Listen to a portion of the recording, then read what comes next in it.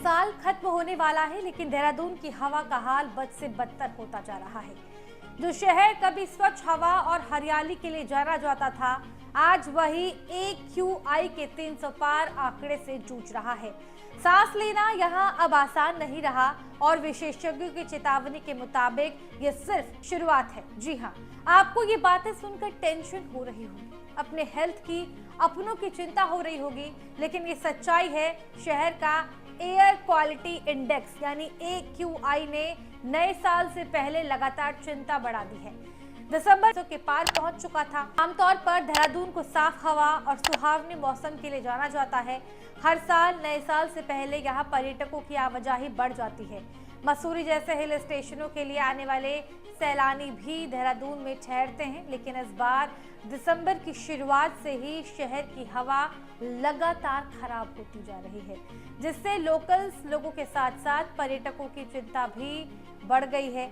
कई दिनों तक AQI में हल्का सुधार देखने को मिला, लेकिन अब ये फिर से 200 के ऊपर और कई बार 300 के करीब पहुंच चुका है।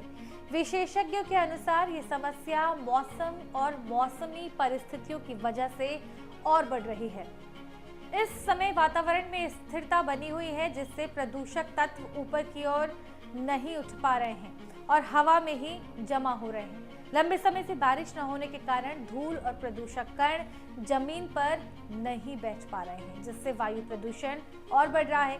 देहरादून के मुख्य पर्यावरण अधिकारी PC जोशी का कहना है कि नए साल से पहले बढ़ती पर्यटक गतिविधियां भी प्रदूषण का कारण बन रही है। खुले में कैंप फायर, खाना बनाने के लिए कोयला भट्टी और अलाव का इस्तेमाल तेजी से बढ़ा है और इसके अलावा शहर में वाहनों की संख्या बढ़ने और निर्माण कार्यों के कारण धुआं और हानिकारक गैसें वातावरण में फैल रही हैं। प्रशासन लगातार लोगों को जागरूक करने के प्रयास कर रहा है। विभिन्न कार्यक्रमों और सूचनाओं के माध्यम से ये बताया जा रहा है कि रोजमर्रा की गतिविधियां वायु प्रदूषण बढ़ाने में कैसे योगदान दे रही है और इसका भविष्य में स्वास्थ्य और पर्यावरण पर गंभीर असर पड़ सकता है। लेकिन जब तक सभी लोग सामूहिक जिम्मेदारी नहीं समझेंगे, देहरादून की स्वच्छ हवा पर मंडराता ये खतरा लगातार बना रहेगा। संक्षेप में, देहरादून के निवासियों और पर्यटकों को सचेत रहने की जरूरत है। मास्क पहनना, निजी वाहनों का सीमित उपयोग और खुली आग और धुएं से बचना इस वक्त बहुत जरूरी हो गया है। वायु प्रदूषण न केवल स्वास्थ्य के लिए खतरा है दोस्तों, बल्कि शहर की खूबसूरत और स्वच्छ आबो हवा को भी खतरे में डाल रहा है।